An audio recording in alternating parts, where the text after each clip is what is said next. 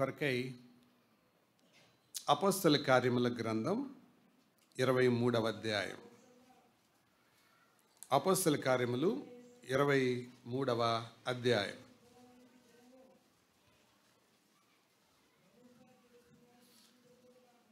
అపోస్తలుల కార్యముల గ్రంథం 23వ అధ్యాయం మొదటి వచనాన్ని నేను చదువుతాను. పౌలు మహాసభ వారిని తేరిచూచి, సహోదరులారా, నేను నేటి వరకు కేవలము మంచి మనస్సాక్షి గలవాడనై దేవుని ఎదుట నడుచుకొంటినని చెప్పాను. అలాగే 24వ అధ్యాయం 16వ వచనాన్ని కూడా చదువుతాను. ఈ విధమున నేనును దేవుని ఎడలను మనుష్యుల ఎడలను ఎల్లప్పుడూ నా మనస్సాక్షిని నిర్దోషమైనదిగా ఉండునట్లు అభ్యాసము చేసుకొనుచున్నాను.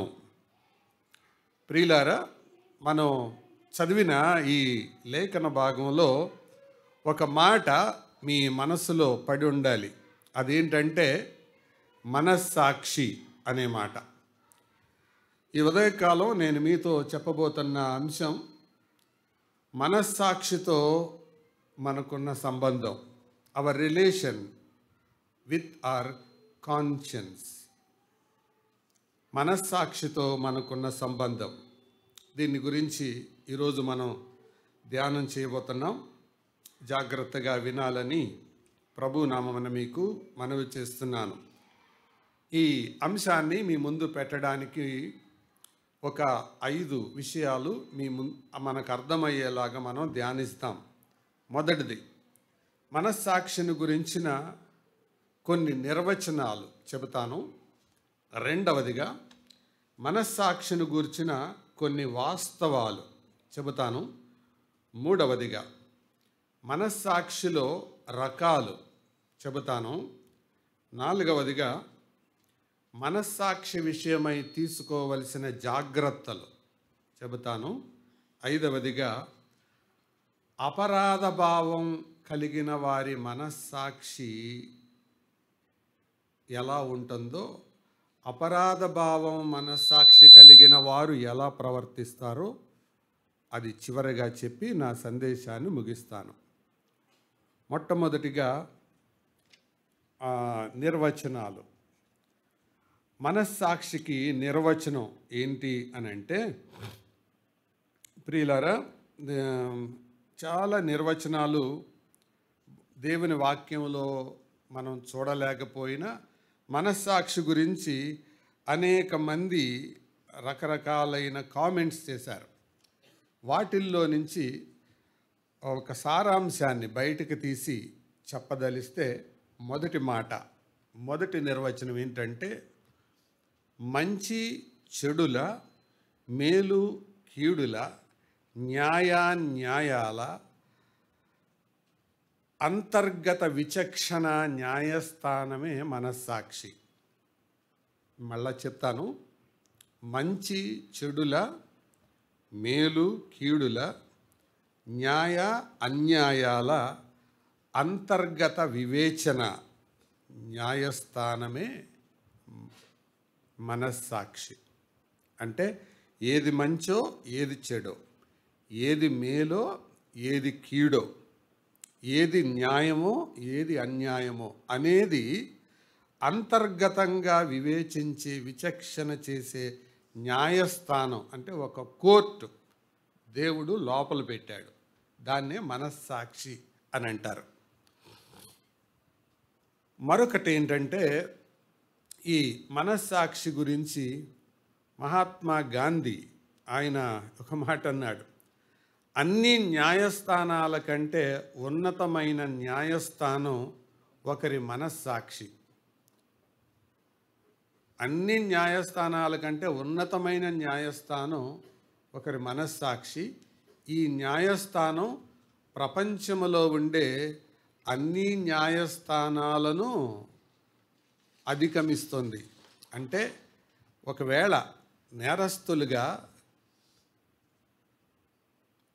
నేరస్తులుగా బయట నుంచి చలామణి కావచ్చు, నేరస్తులుగా వేరే వారు ఎవరైనా అనిపించుకోవచ్చు, కానీ లోపల నిర్దోషంగా ఉండొచ్చు. కొన్ని పర్యాయాలు బయట వాళ్ళ చేత నిర్దోషిగా అనిపించుకోవచ్చు, కానీ లోపట నేరం చేసిన వాడిగా ఉండొచ్చు. కాబట్టి చేసిన మనిషికి తప్పకుండా తెలుస్తుంది. అది మనం జ్ఞాపకం ఉంచుకోవాలి. అందుకనే జాన్ కాల్విన్ అనే దైవ సేవకుడు ఆయన ఇలాగన్నాడు, the torture of a bad conscience is the hell of a living soul. అంటే చెడ్డ మనస్సాక్షి ఒకరిని ఎలాగ బాధిస్తుంది అంటే బతికొండగానే వాళ్ళకి నరకాన్ని చూపిస్తుందట. The torture of a bad conscience is the hell of a living soul. George Washington, American president, మాజీ ప్రెసిడెంట్ ఇలాగన్నాడు, మనస్సాక్షి అనే నీ గుండెలో వెలిగే చిన్న మంటను అది బతికి ఉండేలాగా శ్రమపడు. మనస్సాక్షి అనే చిన్న మంట, స్పార్క్, అది నీ గుండెలో ఎప్పుడు బతికి ఉండేలాగా నువ్వు శ్రమించు అన్నాడు. కష్టపడు. అంటే అది చచ్చిపోయింది అంటే ఇక అంతే, చాప్టర్ క్లోజ్. సరే, ఇవి కొందరి యొక్క నిర్వచనాలు. దీని గురించి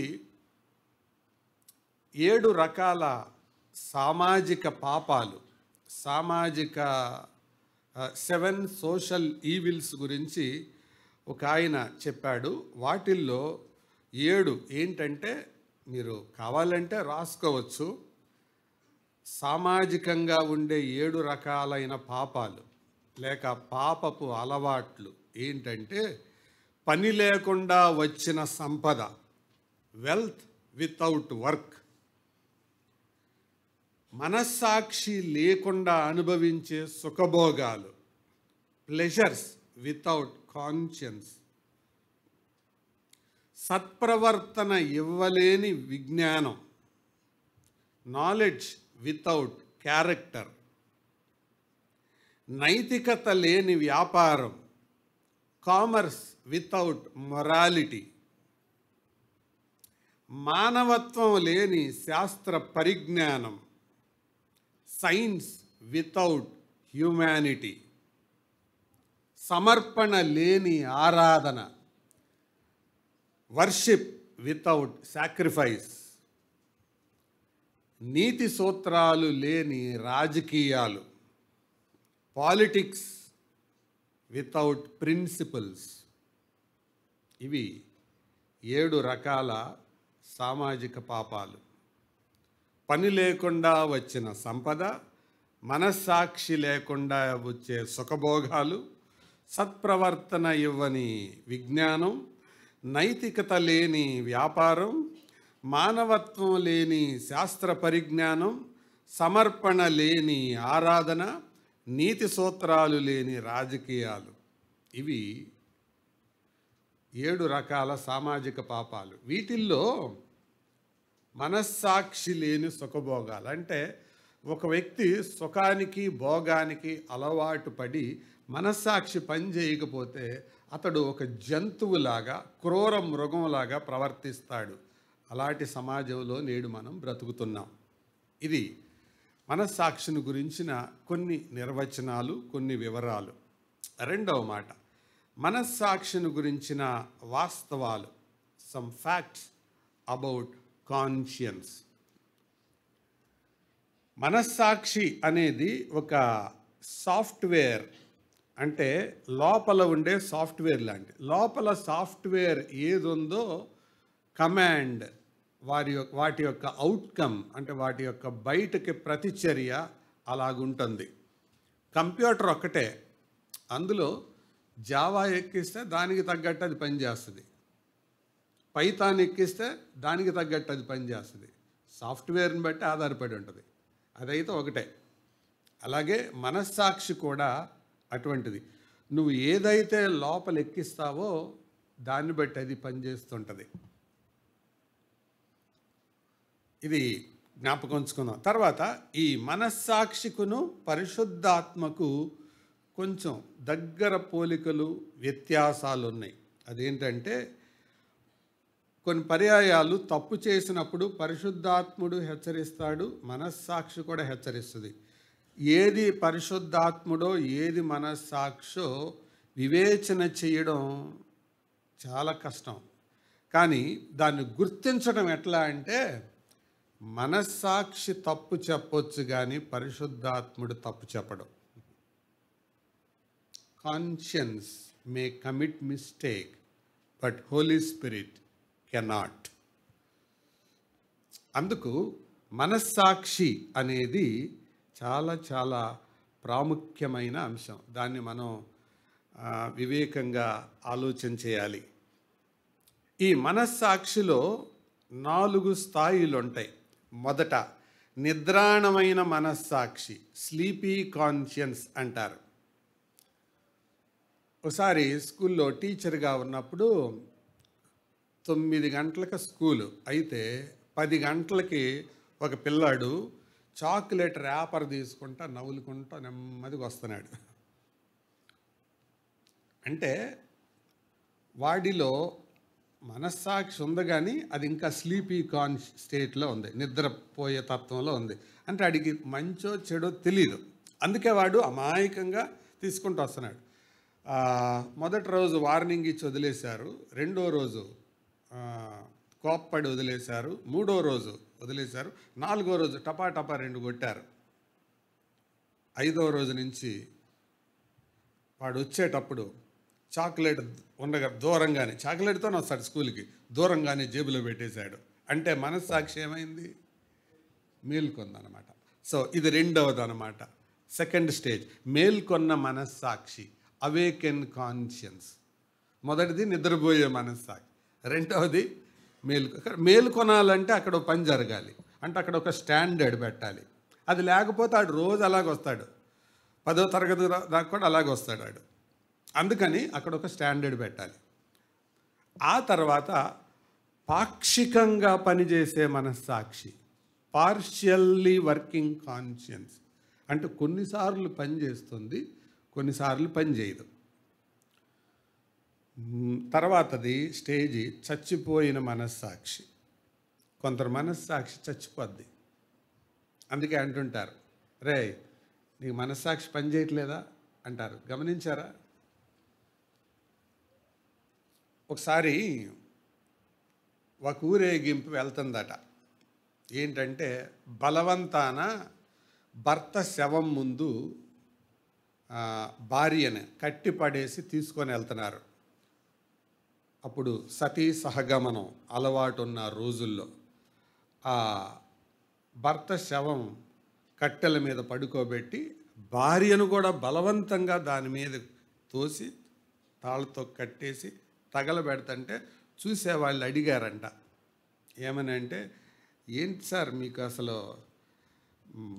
మనస్సాక్షి పనిచేయదా అని.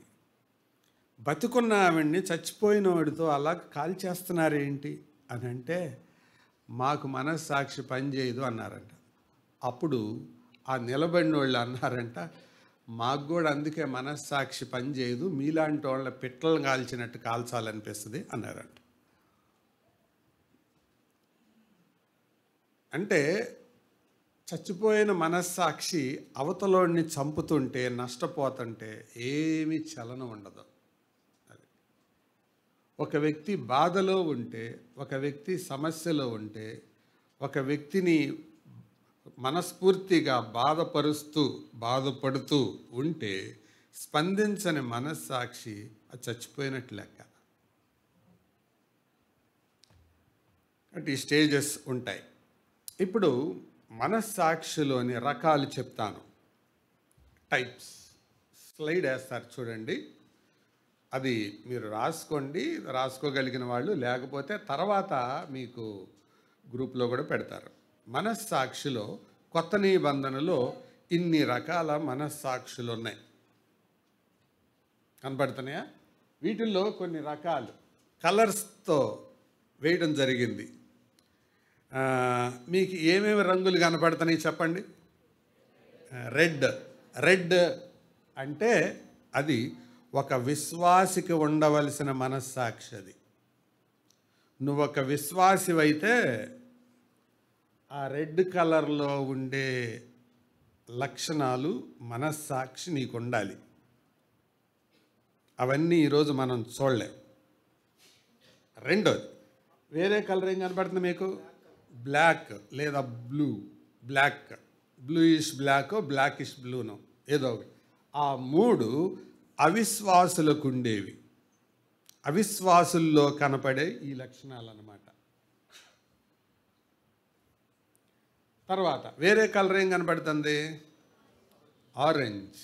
ఈ ఆరెంజ్ ఏంటంటే ఇది వాళ్ళు విశ్వాసులే కానీ వీక్గా ఉంటారు, బలహీనమైన మనస్సాక్షి కలిగి ఉంటారు. చివరిది, విశ్వాసములో దృఢంగా గట్టిగా ఉన్న వాళ్ళు ఇలా ఉంటారు. కాబట్టి దేవుని వాక్యాన్ని ఆలకించే వాళ్ళు నాలో ఏ రకమైన మనస్సాక్షి ఉంది అని అనుకొని ఎవరి మట్టుకు వాళ్ళే పరీక్షించుకోవాలా, చెక్ చేసుకోవాలా. నా హృదయంలో ఉన్న మనస్సాక్షి ఏదో అనేది ఎవరి మట్టుకు వాళ్ళే చూసుకోవాలా. ఎందుకంటే ఒక ఆయన ఇలాగన్నాడు, conscience is the voice of God to speak with the ways of man. మానవ మార్గాలతో మాట్లాడే మెల్లని దేవుని స్వరము మనస్సాక్షి. మనిషి యొక్క మార్గాలతో, జీవిత విధానాలతో మెల్లని స్వరంతో మాట్లాడే విధానమే మనస్సాక్షి. That is the conscience. ఈ మనస్సాక్షి మాట్లాడినప్పుడు మనం గ్రహించకపోతే దాని గురించి ఇక మనం స్పందించలేం. అందుకనే జాగ్రత్తగా మన మనస్సాక్షిని కాపాడుకోవాలి. వీటిల్లో ఇన్ని రకాలు మనకి కనబడుతూ ఉన్నాయి. ఓకే, తర్వాత దాన్ని తీసివేద్దాం. స్లైడ్ తీసేయండి. తర్వాత మనం చూద్దాం. దాన్ని మీరు గ్రూప్లో పెడతారు, అప్పుడు వివరంగా మీరు రాసుకోవచ్చు.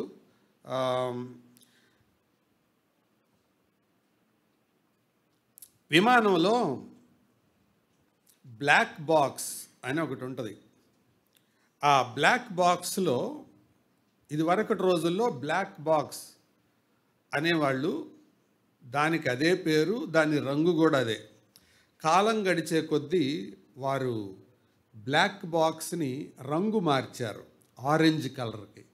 ఎందుకంటే ఒకవేళ విమానం ఎప్పుడైనా అపాయానికి గురయ్యి తగలబడిపోయినా, బొగ్గుగా నల్లగా మారిపోయినా బ్లాక్ కలర్లో ఉంటే దాన్ని కనుక్కోవటం కష్టమని ఆరెంజ్ కలర్లో పెట్టారు. దాన్ని టైటానియం అనే మెటల్తో తయారు చేస్తారు. అది త్వరగా కాలదు. దాదాపు 11,000 డిగ్రీల సెల్సియస్ వేడిని తట్టుకుంటుంది అది. తర్వాత అది సముద్రంలో 20,000 అడుగుల లోతు సముద్రంలో పడిన ఆ 20,000 సముద్రపు అడుగు అంత లోతు నుంచి బీప్ అనే సిగ్నల్స్ నెల రోజుల వరకు ఇవ్వగలదు. దాన్ని ఆధారంగా చేసుకొని పట్టుకొని ఎందుకు యాక్సిడెంట్ అయింది, ఎలా యాక్సిడెంట్ అయ్యే 2 గంటల ముందు విమానంలో సంభాషణలు ఏం జరిగాయి, వాతావరణం ఎలా ఉంది, ఎంత వేగంతో ఎంత విమానం ఎగురుతుంది, ఎంత ఎత్తులో ఎగురుతుంది, ఈ వివరాలన్నీ సేకరిస్తారు. ఆ బ్లాక్ బాక్స్లో 2 భాగాలు ఉంటాయి. మొదటి దాన్ని ఎఫ్డిఆర్ అంటారు, రెండవ దాన్ని సివిఆర్ అంటారు. ఎఫ్డిఆర్ అంటే ఫ్లైట్ డేటా రికార్డర్. అంటే ఫ్లైట్ డేటా రికార్డర్ అంటే విమానంలో ఉష్ణోగ్రత ఎంత ఉంది, ఎంత ఎత్తులో ఎగురుతుంది, ఎటువైపు వెళ్తుంది, దీని గురించి తెలియచేసేది. ఇది ముందు భాగంలో ఉంటుంది. తర్వాత వెనక భాగంలో కాక్పిట్ వైపు మరొకటి ఉంటుంది. దాన్ని voice cockpit voice recorder, CVR అంటారు. దీంట్లో మాటలు, సంభాషణలు, కేకలు, అరుపులు ఇవన్నీ రికార్డ్ అవుతాయి. ఈ రెండింటిని అనుసంధానం చేసి వెనకాల తోక భాగంలో పెడతారు. ఎందుకంటే యాక్సిడెంట్ అయినప్పుడు ముందు భాగం నష్టపోయేదానికంటే వెనక భాగం కొంచెం సేఫ్గా ఉంటుంది. అందుకని వెనకాల పెడతారనమాట. సరే, ఇదంతా ఎందుకు చెప్పారు అని అంటే, దాన్ని గనక ఆన్ చేస్తే ఆఖరి క్షణాల్లో ఏం జరిగింది అనేది తెలుసుకోవచ్చు. ఇదంతా చెప్పడానికి రీజన్ ఏంటంటే, విమానంలో బ్లాక్ బాక్స్ ఎలాంటిదో ఒక మనిషిలో కాన్షియన్స్ అలాంటిది. దేవుడు పెట్టాడు దాన్ని. ఒకానొక దినం మనస్సాక్షిని రేపుతాడు. ఆన్ చేయగానే నువ్వు దాచిన దాపరికాలు, నువ్వు చాటుమాటుగా చేసిన పనులు, అబద్ధాలు ఇవన్నీ దానంతట అదే బయటపడతాయి. నువ్వు నోరు తెరవక్కర్లా, అది మాట్లాడుతుంది. మనస్సాక్షి సాక్ష్యం చెప్తుంది. ఒక మాట చూస్తారా? రోమాపత్రిక 2వ అధ్యాయం.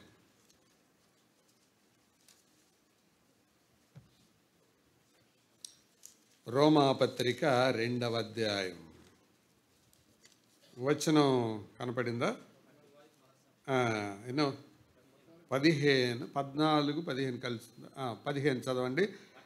అట్టి వారి మనస్సాక్షి కూడా సాక్ష్యమిచ్చుచుండగను వారి తలంపులు ఒకదాని మీద ఒకటి తప్పు మోపుచు లేక తప్పు లేదని చెప్పుచుండగను ధర్మశాస్త్ర సారము తమ హృదయములందు వ్రాయబడినట్టు చూపుచున్నారు.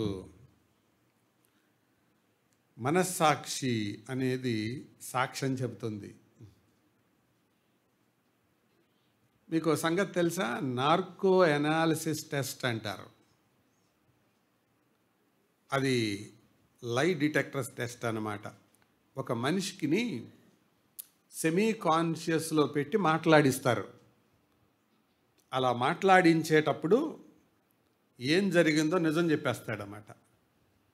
అందుకే ఆ పరీక్షకి చాలామంది ఒప్పుకోరు, ఎందుకంటే నిజాలు బయటకు వచ్చేస్తాయని. అయితే ఆ పరీక్ష ఎవరికి పడితే వాళ్ళకి చేయకూడదు, దాని పర్మిషన్ ఇవ్వాలి. ఎవరైనా నార్కో అనాలిసిస్ టెస్ట్కి పర్మిషన్ ఇవ్వలేదు అని అంటే చేస్తే కేసు అన్నమాట. మనిషి దగ్గర తిరస్కరించవచ్చు, దేవుడి దగ్గర అవ్వదుగా. ఆన్ చేయగానే గయ్యి అని మాట్లాడేస్తుంటుంది మనస్సాక్షి. కాబట్టి మనస్సాక్షి గురించి మనం ఎరిగొందాం. అది మన దగ్గర డేటా అంతా రికార్డ్ అయి ఉంటుంది. మన చూపులు, మన ఆలోచనలు, మన పనులు ఇవన్నీ రికార్డ్ అయి ఉంటాయి. చాటుగా చేసినవి, చాటుగా చూసినవి, చాటుగా మాట్లాడినవి, చాటుగా ప్రవర్తించినవి, ఇదంతా అందులో డేటా రికార్డ్ అయి ఉంటుంది.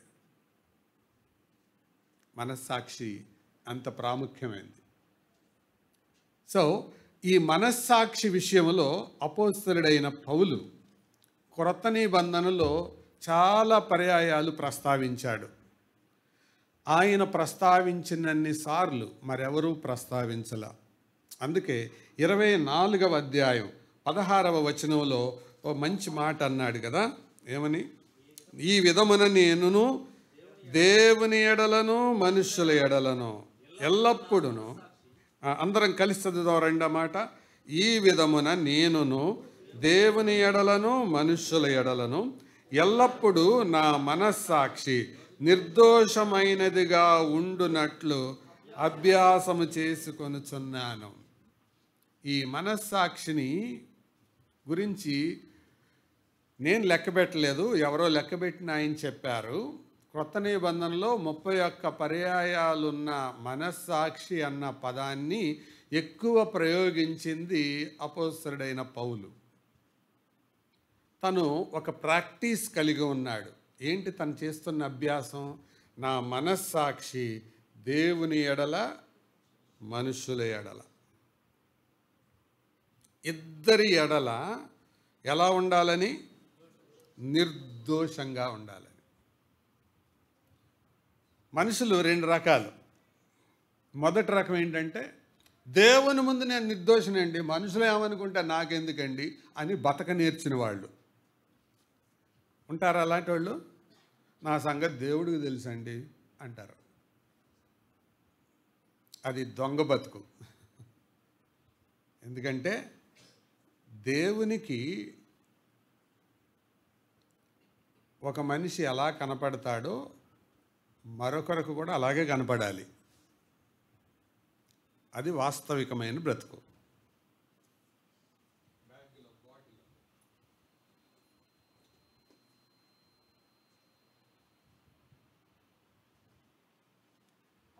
ఈ బాటిల్లో ఎన్ని నీళ్ళు ఉన్నాయో మొదటి లైన్ వాళ్ళకి ఎలా కనపడతాయో ఆఖరి లైన్ వాళ్ళకి కూడా అలాగే కనపడతాయి.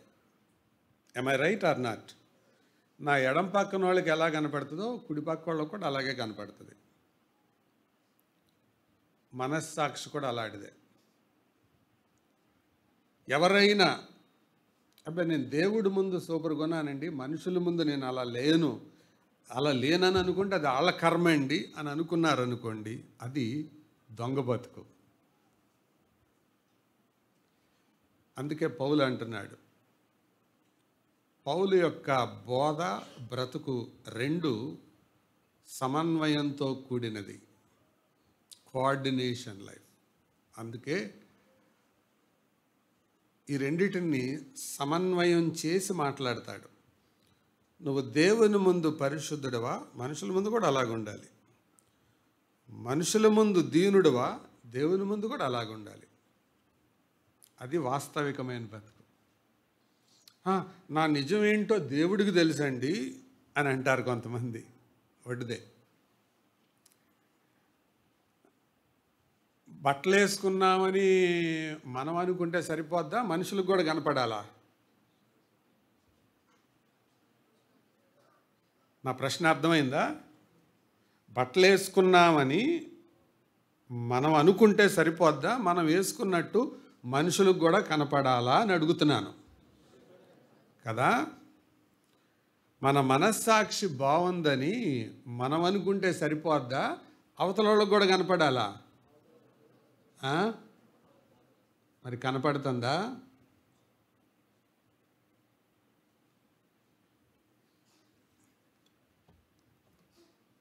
అదే పౌలు అంటున్నాడు, నేను ఎక్సర్సైజ్ చేస్తున్నాను. అభ్యాసం అంటే అర్థం ఏంటి? ప్రాక్టీస్ చేస్తున్నాను. I exercise my self. ఆ మనస్సాక్షితో నా సంబంధాన్ని మెరుగుపరుచుకుంటున్నాను, అభ్యసిస్తున్నాను. దేవుని ముందు మనుషుల ముందు ఒకేలాగా అలాగ కనపడాలని.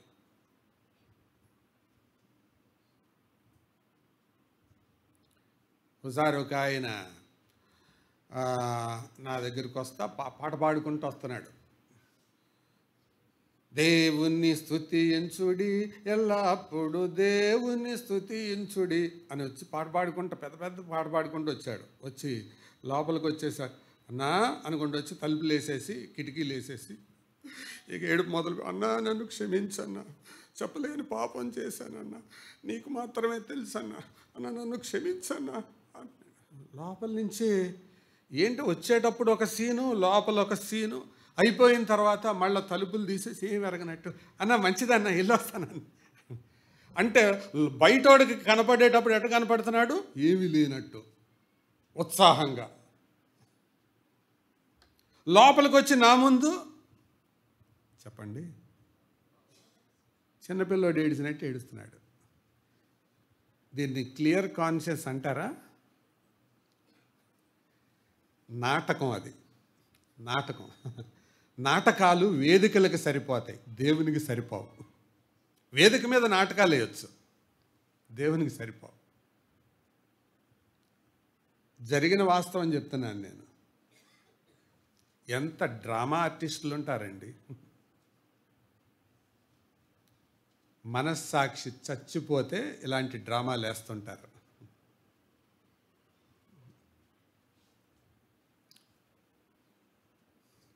తప్పిపోయిన కుమారుడు పశ్చాత్తాపంతో వెనక్కి తిరిగి వచ్చేటప్పుడు ఎలా తిరిగి వచ్చాడు?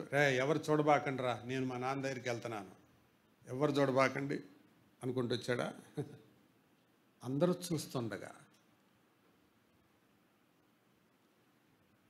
పౌలు అదే అంటున్నాడు, నేను దేవుని ఎదుట మనుషుల ఎదుట మంచి మనస్సాక్షిని, నిర్మలమైన మనస్సాక్షిని సాధకం చేసుకుంటున్నాను, అభ్యాసం చేస్తున్నాను.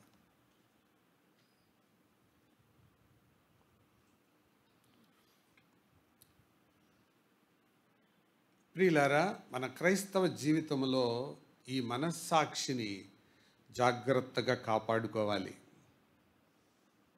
చాలా సంవత్సరాల క్రితం దేవుని సేవకులు శ్యాంబాబు గారు బిలాము గురించి వాక్యం చెబుతూ ఆయన ఇలాగన్నాడు, రైలు పట్టాలు మారేటప్పుడు మొట్టమొదటిసారి మాత్రమే ధనధనా అంటది, తర్వాత అది మారినట్టు కూడా తెలియదు, వెళ్ళిపోతూ ఉంటుంది కదా. మనస్సాక్షాలాంటిది, ఒక్కసారే వార్నింగ్ ఇస్తుంది, నువ్వు లొంగలేదా వెళ్ళిపోతూ ఉంటుంది. నువ్వేమనుకుంటావు, నేను మంచి మార్గంలోనే రైట్ ట్రాక్లోనే వెళ్ళిపోతానని అనుకుంటావు. అది ఒక్కసారి జర్క్ ఇచ్చింది, జర్క్ను నువ్వు వదిలేసావు, ఓవర్లుక్ చేసావు. జర్క్ను ఓవర్లుక్ చేసిన వాడికి దారి తప్పానన్న సంగతి అర్థం కాదు, అడ్డదారిలో వెళ్తానే ఉంటాడు. నేను మంచి దారి కదా వెళ్తున్నాను అనుకుంటాడు. బిలాం అంతే, ఒక్కసారి హెచ్చరించేది దేవుడు, అదే దారిలో ముందు దేవుడు వద్దన్నాడు, తర్వాత గాడిద చెప్పింది, వదిలేశాడు. బాగానే ఉన్నాను కదా అనుకుంటున్నాడు. అందుకనే మనస్సాక్షిని కాపాడుకోవాలి. జార్జ్ వాషింగ్టన్ అన్న మాట అదే, ఆ చిన్న స్పార్క్ అది బతికి ఉండేలాగా చూసుకో, అది చస్తే నీ జీవితం చచ్చిపోయినట్టే లెక్క. ఆ చిన్న మంట అది జీవించి ఉండేలాగా చూసుకో. ఈ మనస్సాక్షి దేవుని వాక్యంలో మనం అనేక మనస్సాక్షుల గురించి మనం చూడొచ్చు. అయితే ఒక్క ఉదాహరణ నేను చెప్పి తర్వాత మరికొన్ని సంగతులు మీ ముందు పెట్టాలని కోరుతున్నాను. యోహాను సువార్త 8వ అధ్యాయం. యోహాను సువార్త 8వ అధ్యాయం.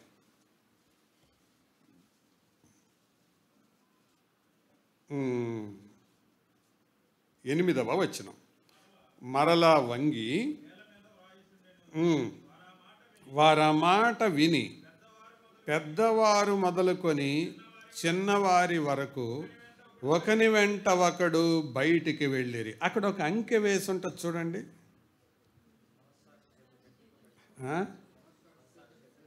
మనస్సాక్షి చేత గద్దింపబడిన వారు. ఇంగ్లీష్లో ఏముంటుందంటే they were pierced or they were pricked in their conscience. వారు మనస్సాక్షి చేత గుచ్చబడ్డారు. అంటే మనస్సాక్షి ఏం చేసింది? వాళ్ళని గుచ్చింది. అంటే అప్పుడు దాకా ఏం చేస్తుంది వాళ్ళ మనస్సాక్షి? నిద్రపోయింది. అంటే నిద్రపుచ్చారు, ట్యాబ్లెట్లు వేశారు దానికి. మత్తు ట్యాబ్లెట్ మత్తు ఇంజెక్షన్ చేసిన వాడు ఎలా ఉంటారు? ఏ చలనం లేకుండా ఉంటారు. ఆ మత్తుతో వచ్చారు అక్కడికి. ఏమని? చెప్పు, పాపం చేసిన ఒక స్త్రీ ఉంది, నువ్వేం చెబుతావు? మోషే అయితే మన పితరుడు, మన తండ్రి గారు రాళ్ల పెట్టి కొట్టి చంపమన్నారు, నువ్వేమో పాపులను రక్షించడానికి వచ్చానని చెబుతున్నావు, ఏం చేస్తావు చెప్పు అన్నాడు. యేసు ప్రభుని ఇరికిద్దాం అనుకున్నారు. ఇరక్కపోయారు వాళ్ళు. ఆయన్ని ఇరికిద్దాం అనుకున్నారు. అప్పుడు యేసు ప్రభు ఏమన్నాడు? రాళ్ళు పెట్టి కొట్టాలా, వదిలేయాలా? ఇప్పుడు ప్రశ్న, రాళ్ళు పెట్టి కొట్టాలా, వదిలేయాలా? రాళ్ళు పెట్టి కొట్టమంటే ఈవిడ చనిపోతుంది. వద్దు అంటే యేసు ప్రభు మీదకి రాళ్ళేస్తారు. ఎందుకు? ధర్మశాస్త్రాన్ని నువ్వు పాటించట్లేదని. ఏ రకంగా అయినా విమర్శే. అందుకే యేసు ప్రభు అన్నాడు, తప్పకుండా రాళ్ళు పెట్టి కొడదాం, ఫైన్ కొడదాం, అయితే పాపం లేనోడు మొదట రాయేయండి అన్నాడు. ఉందా మాట? చూడండి 7వ వచనం. వారు ఆయనను పట్టువదలక అడుగుచుండగా ఆయన తల ఎత్తి చూచి. ఈ మాట, ఈ ఫ్రేజ్ రోమాలు నిక్కబొడుచుకుంటాయి. తమ్ముడు, చెల్లి, యవనస్తుడా, యవనస్తురాలా, సహోదరుడా, సహోదరి, దేవుడు తలదించుకొని ఉంటే చూసి చూన్నట్టున్నాడని అనుకుంటావు నువ్వు. ఆయన తలెత్తితే ఆన్సర్ చెప్పలేవు. ఆయన తలెత్తితే నిలబడలేవు. చాలా కష్టం అది.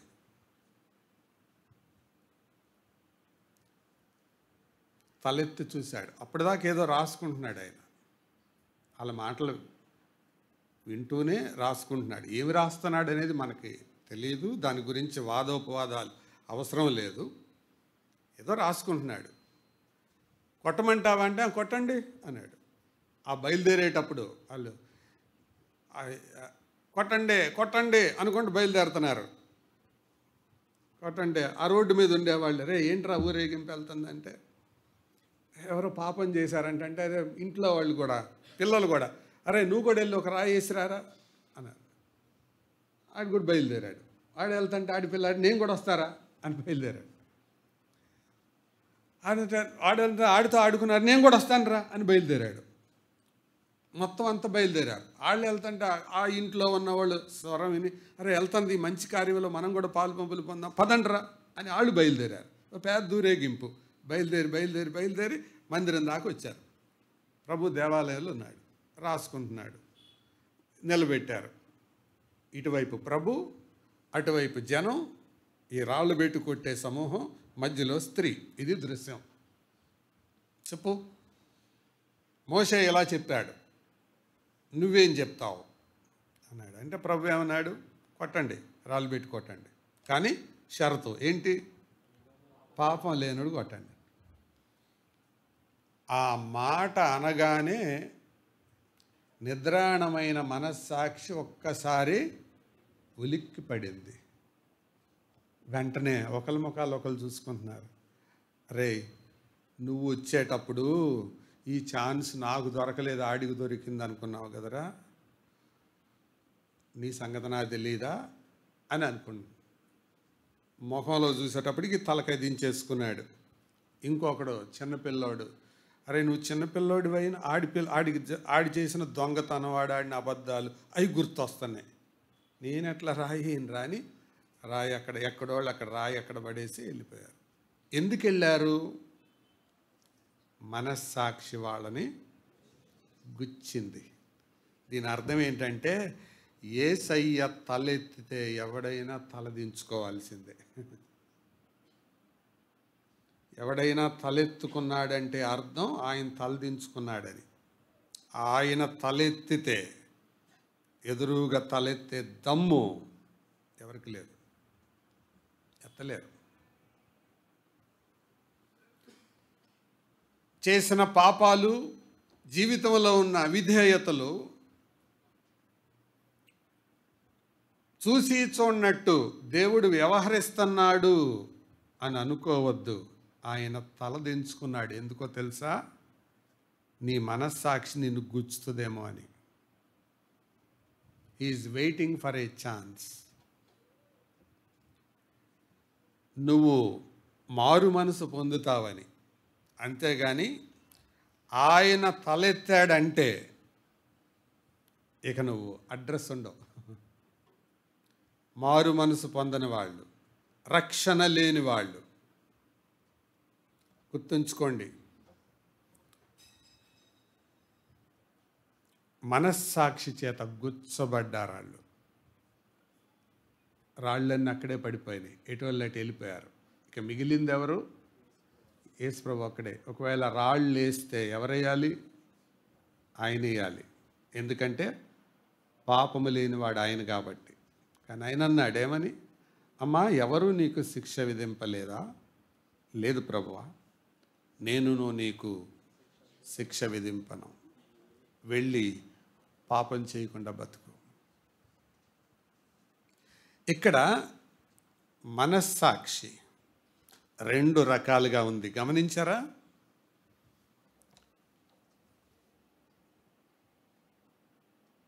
నొప్పించిన మనస్సాక్షి కలిగిన వాళ్ళు వెళ్ళిపోయారు.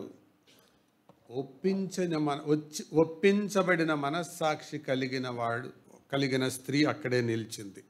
మనుషులు రెండు రకాలు.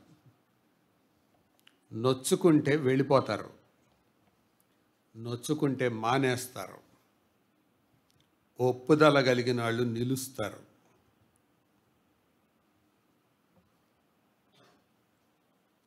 ఎవరైనా చర్చ ఎందుకు మానేస్తారు? ఒప్పుకోవడానికి ఇష్టం లేక, ఒప్పించబడడానికి ఇష్టం లేక. స్త్రీ అక్కడే నిలబడింది. ఎందుకు? ఒప్పుకుంది కాబట్టి. తప్పు చేశాను ప్రభువా, నాదే తప్పు, ఐ హ్యావ్ సిన్డ్, చేయకూడదు, చేశాను. ఒకవేళ నువ్వు రాళ్ళేసి కొట్టడానికి వాళ్ళకి అర్హత లేదు, నీకు అర్హత ఉందా? నీకు అర్హత ఉంది, తప్పకుండా కొట్టు, నేను చచ్చిపోతాను. ఒకవేళ నువ్వు వదిలేసావా? బతుకుతాను. వదిలితే సాక్షిగా ఉంటాను, కొడితే చస్తాను. అలాంటి వాళ్ళు కావాలి దేవునికి.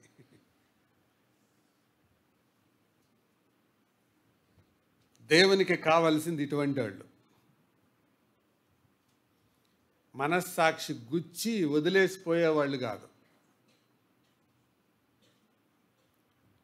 అందుకే మనస్సాక్షిని కాపాడుకుందాం. ఇప్పుడు చెప్పండి, వీళ్ళిద్దరి మనస్సాక్షుల్లో ఈ పాపం చేసిన స్త్రీకి మనస్సాక్షి ఉంది, ఈ రాళ్ళు పట్టుకొచ్చిన వాళ్ళకి మనస్సాక్షి ఉంది. ఎవరిది మంచి మనస్సాక్షి? ఎవరిది మంచి మనస్సాక్షి? ఎందుకని? ఆమె చేసిన పాపం అంగీకరిస్తూ పర్యవసానాలకు సిద్ధపడి నిలబడింది.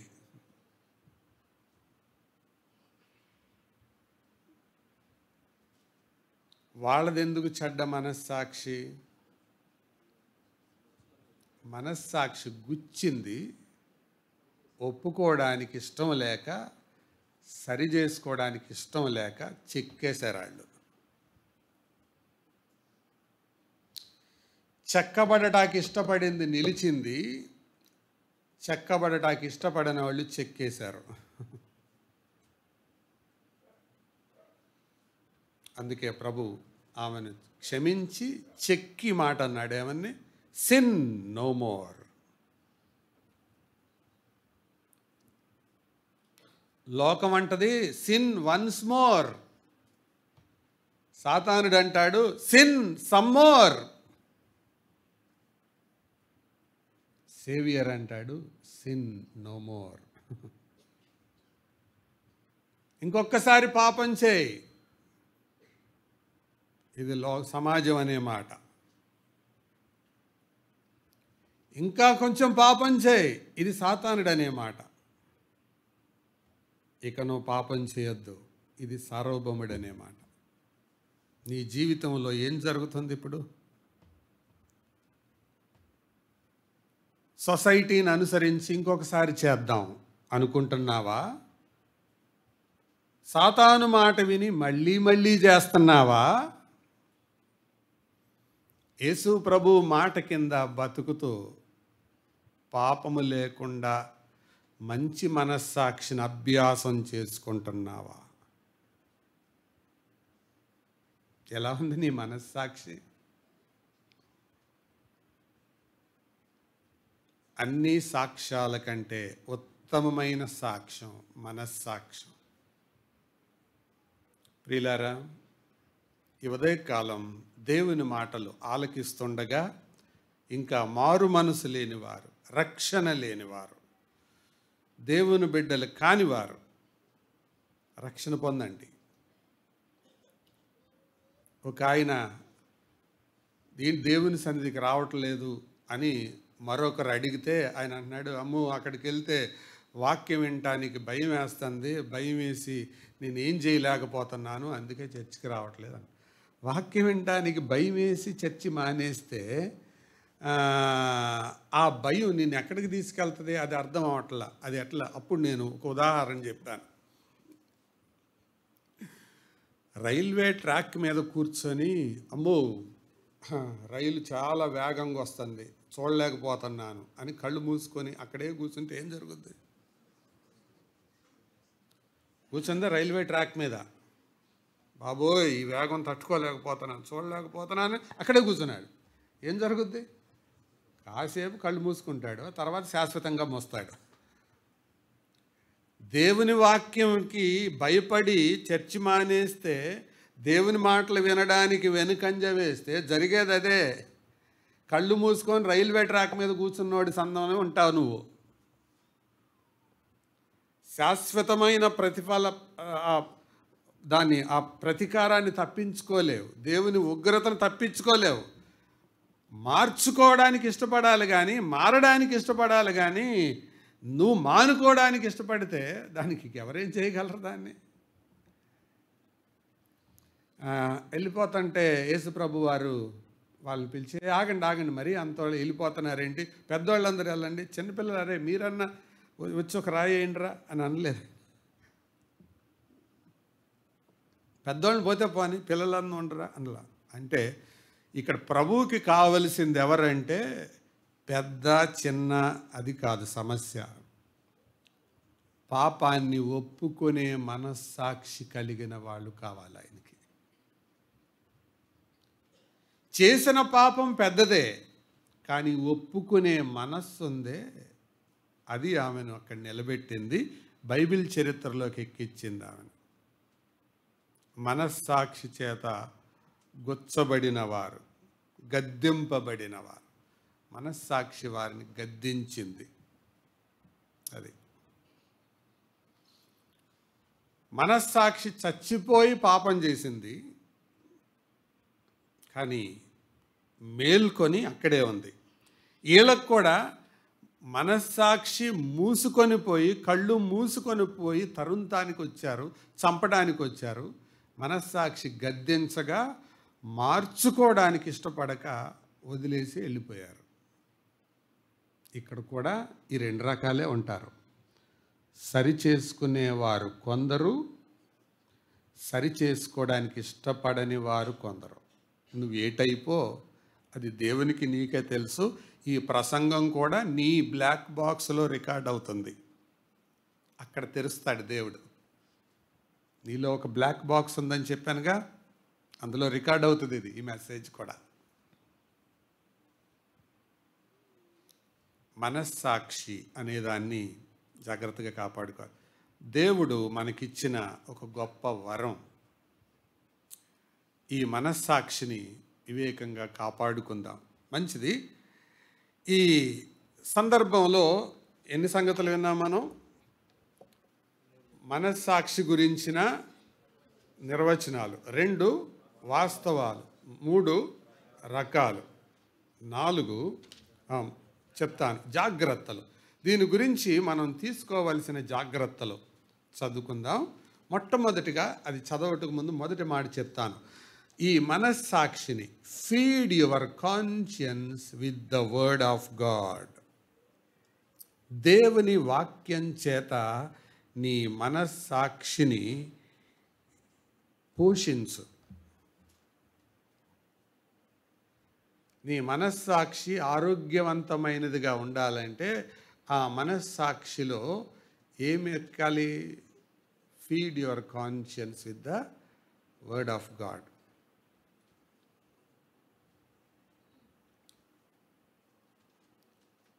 ఇద్దరు పిల్లలకి 100 రూపాయల కాగితం ఇచ్చి, చెరోకు 100 రూపాయల కాగితం ఇచ్చి బజారుకి వెళ్ళి కోడిగుడ్లు తీసుకురండిరా అని అన్నారు. వీన్ని డజన్ తెమ్మన్నారు, వాణ్ణి డజన్ తెమ్మన్నారు. 12 ఐదులు ఎంత? 60. వీడు ఒకడేమో 100 రూపాయలు ఇచ్చి 40 రూపాయలు వెనక్కి తీసుకొని వచ్చాడు, 5 రూపాయలు కోడిగుడ్డు. ఇంకొకడు ఏం చేశాడు, ఆ 100 రూపాయలు అక్కడ ఇచ్చేసి 10 గుడ్లు తెచ్చాడు. ఏంటంటే ఆ కొట్టోడు సరిపోయినాయి అన్నాడంట. ఈడు వచ్చాడు. కారణం ఏంటో తెలుసా? వీడికి 5వ ఎక్కం ఎక్కల. 5వ ఎక్కం ఎక్కనోడుకి సరిపోయినట్టే ఉంటుంది. 5వ ఎక్కం ఎక్కినాడికి లెక్క తెలుసు. ఎందుకు ఈ ఉదాహరణ చెప్పానంటే, దేవుని వాక్యంతో నీ మనస్సాక్షి ఫీడ్ అయితే ఏది తప్పో ఏది రైటో తెలుస్తుంది. దేవుని వాక్యంతో నీ మనస్సాక్షి ఫీడ్ అవ్వకపోతే ఏది తప్పో తెలియదు, ఏది రైటో తెలియదు. 100 రూపాయలు ఇచ్చి సరిపోయిందని వెనక్కొచ్చినోడికి లాగే ఉంటావు.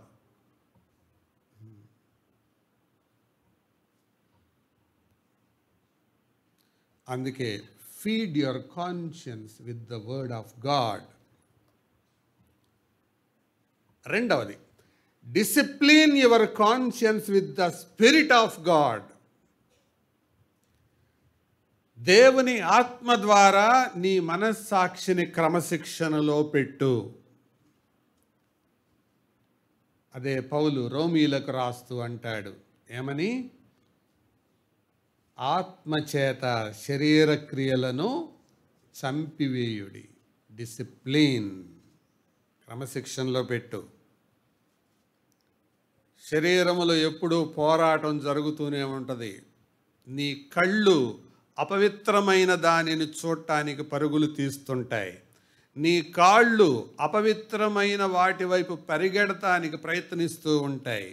నీ మనస్సు అపవిత్రమైన ఆలోచనలు చేయడానికి పరుగెత్తుతూ ఉంటుంది. వెంటనే ఏం చేయాలి?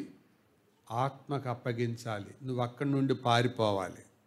డిసిప్లిన్, క్రమశిక్షణ.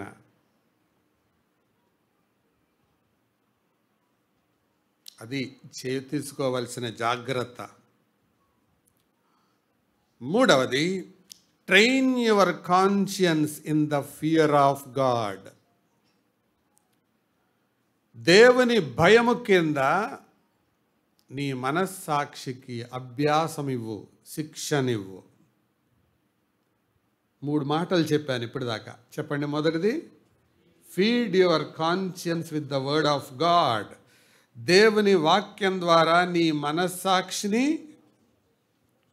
పోషించు. రెండవది, దేవుని ఆత్మ ద్వారా నీ మనస్సాక్షిని క్రమశిక్షణలో పెట్టు. మూడవది, దేవుని భయము ద్వారా నీ మనస్సాక్షికి శిక్షణ ఇవ్వు, ట్రైనింగ్ ఇవ్వు. శిక్షణ అంటే ఏంటో తెలుసా? ట్రైనింగ్. మాటి మాటికి చేసేది, మాటి మాటికి చేసే పని, దాన్నే ట్రైనింగ్ అంటారు. శిక్షణ ఇవ్వడం, శిక్షణ ఇవ్వడం అనేది అతి ప్రాముఖ్యమైన సంగతి. శిక్షణ ఇవ్వాలి దానికి. అదే పౌలు అంటున్నాడు, నేను నా మనస్సాక్షికి అలా ట్రైనింగ్ ఇస్తున్నాను, అభ్యాసం చేసుకుంటున్నాను, ఎక్సర్సైజ్ చేస్తున్నాను. మనుషుల ముందు, దేవుని ముందు ఒకలాగే ఉండడానికి, మంచి మనస్సాక్షి, నిర్మలమైన మనస్సాక్షి కలిగి ఉండటానికి ట్రై చేస్తున్నాను అని అంటున్నాడు. మన మనస్సాక్షి, మీరేమనుకోకపోతే తిన్నగా ప్రశ్న అడగనా? దేవుడు మన మనస్సాక్షిని చూసిన, మన కాపరి మన మనస్సాక్షిని చూసిన, మన సంఘములో ఉన్న సహోదరుడు మన మనస్సాక్షిని చూసిన, ముగ్గురికి ఒకేలాగా కనపడితే నీ మనస్సాక్షి నిర్మలమైంది.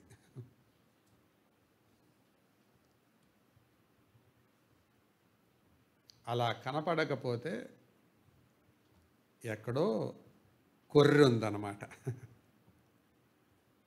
లోపం ఉంది. అందుకే పౌలు ఆ సవాలుతో కూడిన మాట అన్నాడు, ఐ యామ్ ఎక్సర్సైజింగ్. పౌలు తనను తాను ఎప్పుడు ఎక్సర్సైజ్ చేస్తా, ఆ మాట అంటాడు కదా, నా శరీరమును నేనే నలగొట్టుకుంటున్నాను అంటాడు కొరింథీ పత్రికలో. ఇక్కడేమో మంచి మనస్సాక్షి, నిర్మలమైన మనస్సాక్షి కొరకు అభ్యాసం చేస్తున్నాను అంటున్నాడు. ప్రియులారా,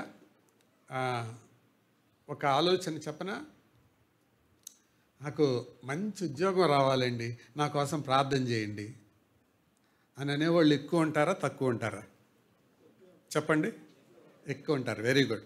మా అమ్మాయికి మంచి అల్లుడు కావాలండి అనేవాళ్ళు ఎక్కువ ఉంటారా తక్కువ ఉంటారా? మా అబ్బాయికి మంచి ర్యాంక్ రావాలండి అనేవాళ్ళు ఎక్కువ ఉంటారా తక్కువ ఉంటారా? మనం ఉద్యోగానికి పరీక్ష రాసిన మంచి జాబ్ రావాలండి అని కోరేవాళ్ళు ఎక్కువ ఉంటారా తక్కువ ఉంటారా? ఎవరైనా ఈ మాట చెప్పగా విన్నారా? నాకు మంచి మనస్సాక్షి కావాలని కోరుకుంటున్నానండి, నా కొరకు ప్రార్థన చేయండి అనేవాళ్ళు ఎవరైనా ఉన్నారా? ఒకవేళ ఉంటే చెప్పండి, ఫోటో తీసి.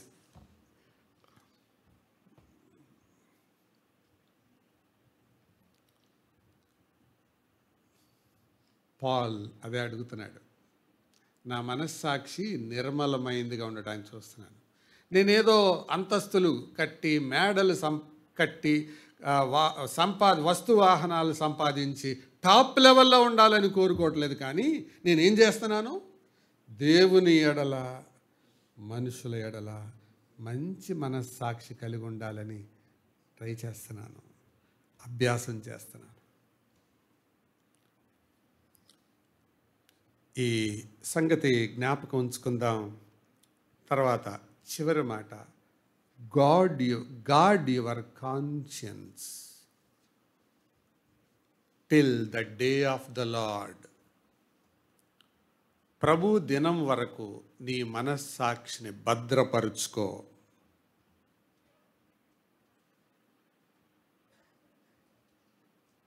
నాలుగు మాటలు. మొదటిది ఫీడ్, రెండోది డిసిప్లిన్, మూడోది ట్రైన్, నాలుగవది గాడ్. ఇది మనస్సాక్షి పట్ల తీసుకోవలసిన జాగ్రత్తలు. చివరి తలంపు, ఎవరి మనస్సాక్షికైతే రిపేర్ వచ్చిందో, ఎవరి మనస్సాక్షి అయితే పాడైపోయిందో, ఎవరి మనస్సాక్షి అయితే చెడ్డగా మారిందో, వారిలో కనపడే 3 కోణాలు చెబుతాను. 3 యాంగిల్స్. జాగ్రత్తగా వినండి. ఇది మనలో ఉందేమో పరీక్షించుకోవడానికి ప్రయత్నిద్దాం. చెడ్డ మనస్సాక్షి ఎప్పుడైతే ఉంటుందో అది ఆ వ్యక్తి మీద దోషారోపణ చేస్తుంది. ఎప్పుడైతే దోషారోపణ చేస్తుందో ఆ వ్యక్తి ఆత్మన్యూనతా భావంలోనికి వెళ్తాడు. ఎవరైతే ఆత్మన్యూనతా భావంలోనికి వెళ్తారో వాళ్ళు ఆత్మరక్షణలో పడతారు. ఇంగ్లీష్లో చెప్తాను. Bad conscience leads to guilt. అపరాధం భావంలోనికి వెళ్తారు. అపరాధ భావం అంటే guilt leads to inferiority complex. ఆత్మన్యూనతా భావం. ఆ ఆత్మన్యూనతా భావం కలిగిన వాళ్ళు సెల్ఫ్ డిఫెన్స్, ఆత్మరక్షణలో పడిపోతారు. అంటే ఇది నేనున్న దారి కరెక్ట్ అని రుజువు చేసుకోవడానికి విశ్వ ప్రయత్నాలు చేస్తారు. ఇదే జరిగేది. నంబర్ 1, మొదటిదిగా మానసిక భావోద్రేక కోణం చెబుతాను. అంటే ఎవరిలో అయితే చెడ్డ మనస్సాక్షి ఉందో వారిలో ఇది నా మాటలు కాదు, ఇది సైకాలజిస్టులు చెప్పిన మాటలు. నేను వాక్యాన్ని నుంచి కొంచెం ప్రక్కకెళ్ళి చెప్తున్నాను. చాలామంది జీవితాలను పరీక్షించి వాళ్ళ మనస్సు తత్వాలు కనుక్కొని పరిశోధన చేసి చెప్పిందన్నమాట. ఇది జీవితాలను పరిశోధించిన శాస్త్రవేత్తలు, మానసిక శాస్త్రవేత్తలు చెప్పిన మాట. వారి మానసిక భావోద్వేగాలు ఎలా ఉంటాయంటే వాళ్ళ ముందు చాలా ప్రత్యామ్నాయాలు ఉంటాయి. వాటితో సతమతమవుతుంటారు. ఇటెళ్ళాలి ఇటెళ్ళాలి అంటే ఒక నిర్ణయాన్ని త్వరగా తీసుకోలేరు. Indecisive nature. అది మొదటిది. రెండవది మితిమీరిన స్వీయ విమర్శ, అంటే ఓవర్ సెల్ఫ్ క్రిటిసిజం. వాళ్ళని వాళ్ళే దూషించుకుంటారు. చి నేను ఎందుకు ఇలా చేశాను, చి నేను ఎందుకు ఇలా చేశాను, చి ఎందుకు ఇలా చేశాను, నేను ఎందుకు ఇలా మాట్లాడాను, చి నేను ఎందుకు ఇలా మాట్లాడాను. ఎప్పటికప్పుడు వాళ్ళే బాధపడుతుంటారు. మూడవది వాళ్ళు భావోద్వేగాలు లోపలే దాచుకుంటారు. అంటే వాళ్ళల్లో ఏ ఫీలింగ్స్ వచ్చినా బయటికి కనపడవు. నాలుగవది సరిదిద్దుకోవడానికి తమను తామే శిక్షించుకుంటారు. They punish themselves. వాళ్ళే శిక్ష చేసుకుంటారు. అంటే అన్నం తినబుద్ధి అవ్వదు, నీళ్ళు తాగబుద్ధి అవ్వదు. ఇది వాళ్ళల్లో కనపడే మానసిక లక్షణాలు. రెండవది భౌతిక లక్షణాలు, శరీరంలో కనపడే లక్షణాలు. జాగ్రత్తగా వినండి. ఇక్కడ ఈ మనసు దగ్గర ఎక్కువ మంది దొరక్కపోవచ్చు, కానీ ఇక్కడ దొరుకుతారు. భౌతిక లక్షణాలు ఎలా ఉంటాయో తెలుసా? వాళ్ళ కండరాలు బిగుసుకుంటాయి, స్టిఫ్ అయిపోతారు. మనుషులు బిగుసుకొని ఉంటారు. లోపల మనస్సాక్షి దోషారోపణ చేస్తుంటే మనుషులు బిగుసుకొని ఉంటారు, కండరాలు బిగుసుకుంటాయి. ప్రత్యేకంగా వాళ్ళ భుజాలు స్టిఫ్గా ఉంటాయి, ఫ్రీగా ఉండలేరు. తర్వాత తొందరగా అలిసిపోతారు. ఏ పని లేకపోయినా అలిసిపోయినా అనుకుంటుంటారు ఇప్పుడు. తర్వాత త్వరగా నిద్ర పట్టదు. మంచం మీద పడుకుంటారు కానీ నిద్ర రాదు. లోపలుండే మనస్సాక్షి దోషారోపణ చేస్తుండగా నిద్ర పట్టదు.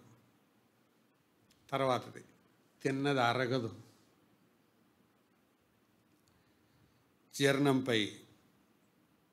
జీర్ణ వ్యవస్థపై దాని ప్రభావం పడుతుంది. తర్వాత మనుషుల ముందుకు వచ్చినప్పుడు ముఖం ఎరుపెక్కుతుంది. అంటే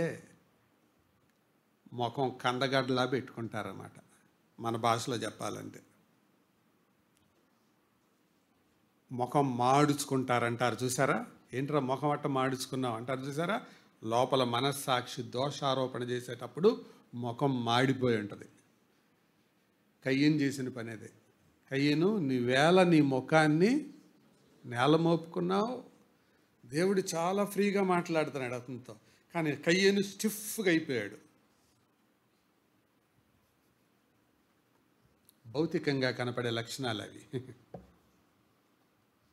తర్వాత తరచుగా శరీర భాగాలు తడుముకుంటుంటారు. ఇట్లా నొక్కుకోవటం కానీ, ఇట్లా అనుకోవడం కానీ. ఇవి భౌతికంగా కనపడే లక్షణాలు. ఇక ఇది భౌతికంగా శరీరంలో కనపడే మార్పులు. బహిరంగంగా సామాజికంగా వాళ్ళు ఎలా ఉంటారంటే, సామాజికంగా ఒంటరితనాన్ని అనుభవిస్తారు. బంధువులతో కలవరు, ఆత్మీయులతో కలవరు, ఫంక్షన్లో కలవరు. కలవకపోవడమే పెద్ద గ్రేట్ అనుకుంటారు.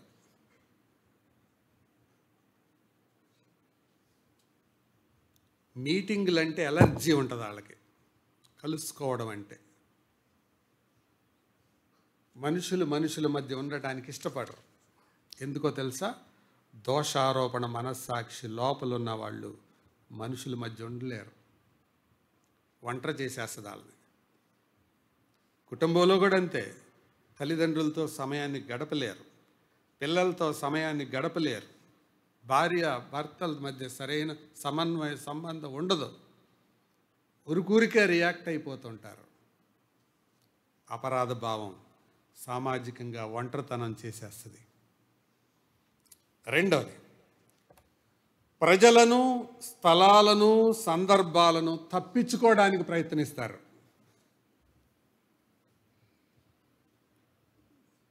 మీరు గమనించండి, మనుషుల్లో ఇదే లక్షణాలు కనపడతాయి. దోషారోపణ చేసే మనస్సు లోపలున్న వాళ్ళు ప్రజలతో మాట్లాడదానికి ఇష్టపడరు.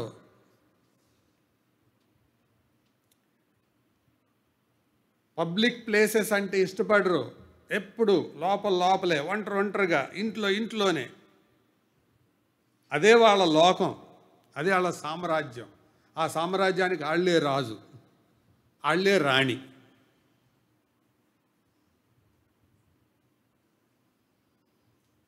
ఇది రెండోది. ప్రజలు, స్థలాలు, సందర్భాలు తప్పించుకుంటారు. మూడవది, వారి చర్యలను, వారి విధానాలను, వారి కారణాలను అతిగా సమర్థించుకుంటారు. అంటే నేను చేసేది ఎంత కరెక్టో అని ఓవర్ ఎంఫసిస్ చేస్తారు. అతిగా సమర్థించుకోవటం. ఎందుకు అట్లా చేశానంటే, ఎందుకు అలా ఉన్నానంటే అని దానికి అతిగా వివరణిస్తారన్నమాట.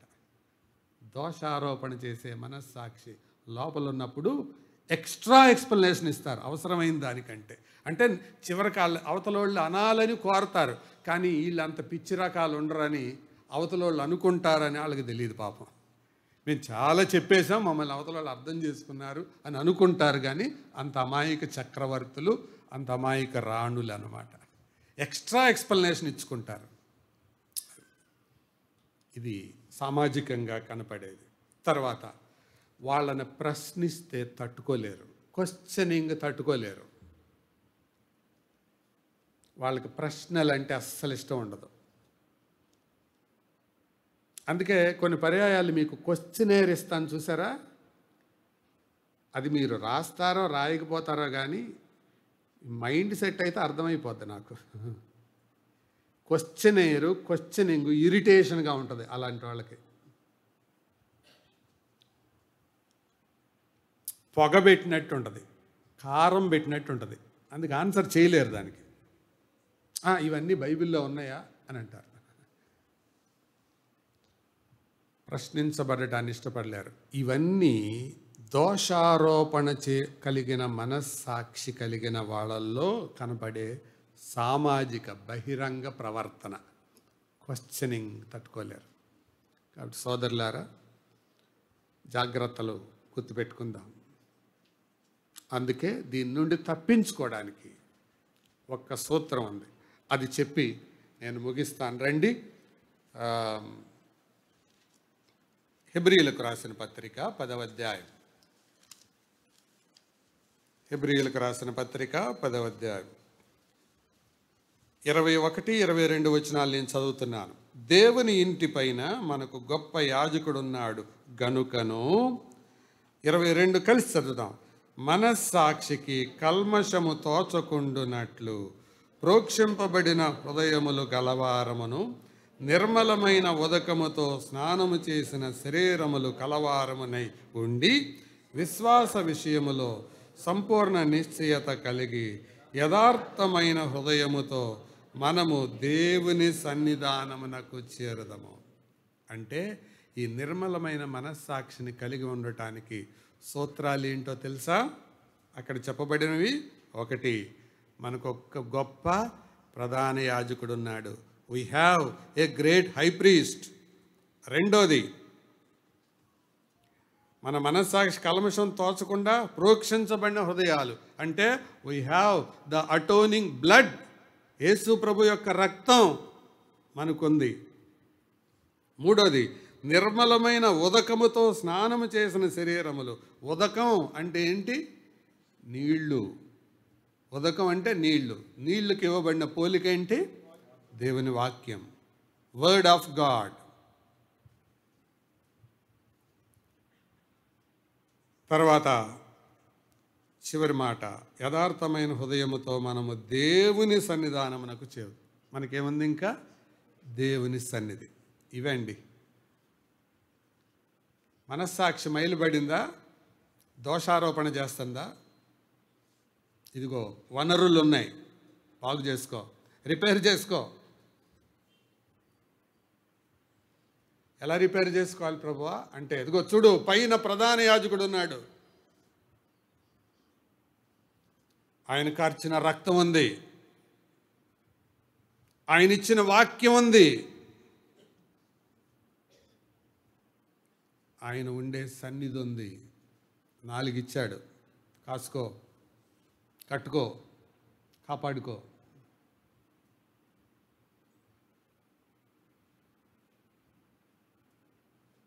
ఈ మనస్సాక్షి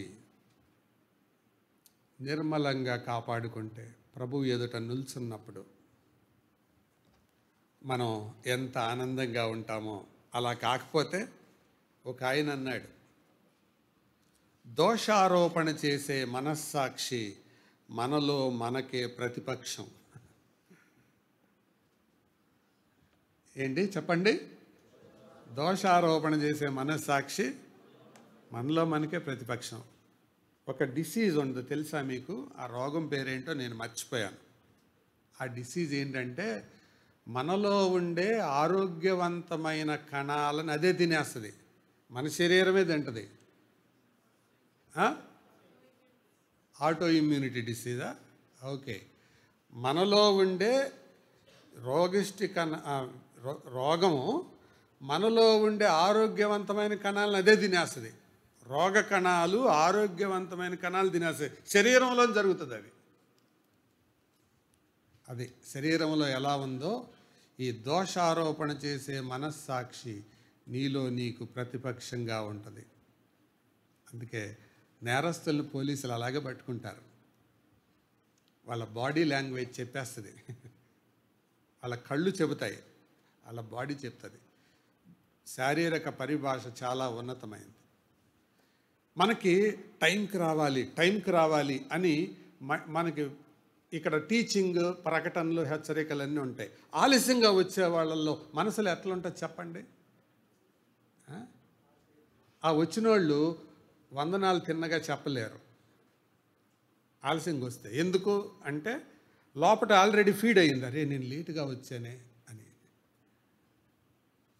యాబ్సెంట్ అయిన వాళ్ళు తిన్నగా కనబడలేరు, ఎందుకంటే అరే నేను ఉండలేకపోయానే అని.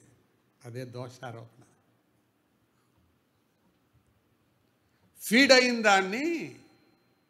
దానికి వ్యతిరేకంగా మనం ముందుకెళ్తున్నప్పుడు మన కాన్ఫిడెంట్ లెవెల్స్ పడిపోతాయి. ఇదే దోషారోపణ చేసే మనస్సు. ఏదైనా అంతే. ఇప్పుడు దేవుని ముందుకు వెళ్ళామనుకోండి, ఆయన వాక్యం విన్నాం, సందేశాలు విన్నాం, పాటలు పాడాం, ఆయన ముందు నిలబడ్డప్పుడు మొత్తం అంతా క్రిస్టల్ క్లియర్ లాగా స్క్రీన్ ముందు కనపడతా ఉంటుంది. ఏం మాట్లాడదాం అక్కడ?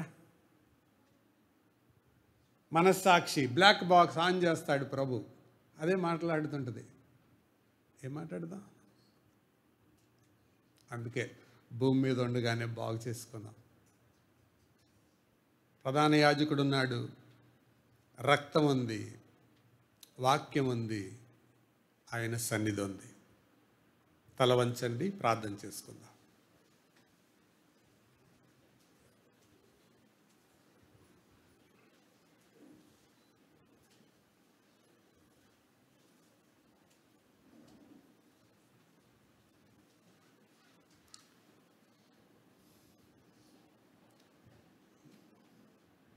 ఎవరి కాళ్ళే ఆచరణాత్మకమైన ప్రశ్న వేసుకుందాం.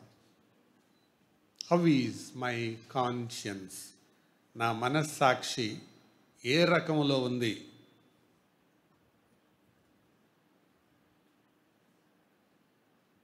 మొదటి రకమా, రెండవ రకమా, మూడవ రకమా? ఎవరి కాళ్ళమే పరీక్షించుకుందాం.